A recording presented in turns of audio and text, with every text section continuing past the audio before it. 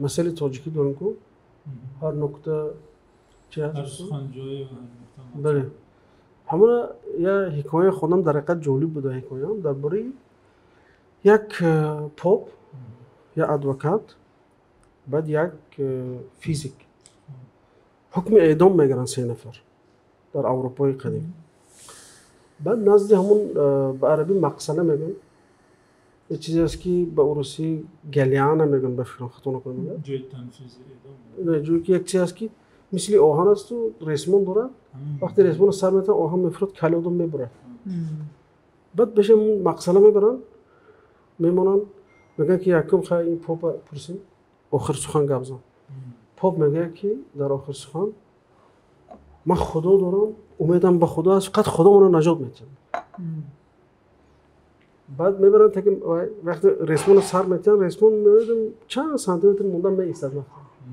بعد مردم میگن که این پاپ مظلوم بود اصلا جواب چیه میگه. بعد جواب میتن پاپ. بعد نوبتی ادوکات میرسه. ادوکات میبرن ادوکات میگه من این پاپ بخیر خداشناس نیستم، خدا رو نمیشناسم، میگه لیکن من به عدالت باور دارم، همین عدالت منو نجات میده.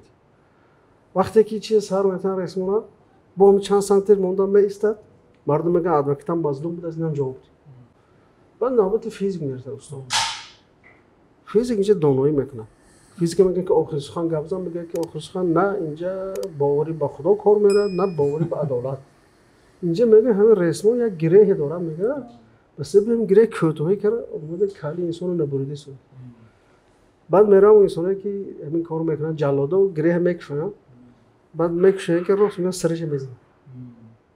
یعنی گویا میشه که در حقیقت انسان خیلی نادانی میکنه. یعنی گویا میشه که انسان دانا هم یا نادانی میکنه که سبب حیاتش از دست دادن میشه. همینجا در حقیقت همین خیلی است که همه انسان دانایی کرد گشته بعد علیه خودش استفاده شده میشه. می برمت خیلی بعد او خلاصیدن میگه جانش خلاص میشه. خیر بود. سر سخن در جای ناجا گفتن. البته در حقیقت هم خیلی هر یک سخن که ناجا اومد ضرر میکنه. همین فیزیک هم فهم و دانش ناجا استفاده بود بر ضرر خودش انجام میده. درست.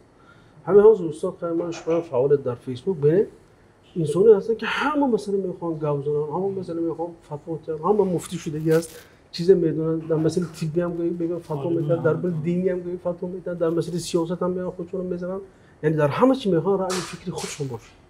در حقیقت این هم مصیبت شده که سازی اصلا میگن که علم صاحب علمی همین است که انسان در جایی که سخن نباید گوید نگوید. یعنی جایی است که سخن نگفتن از گفتن بهتر است. خیلی که برای فیزیک دیده میشه. یعنی هنر شنیدن و گوش کردن هم باید داشته باشه. هنر شنیدن گوش کردن داشته باشه.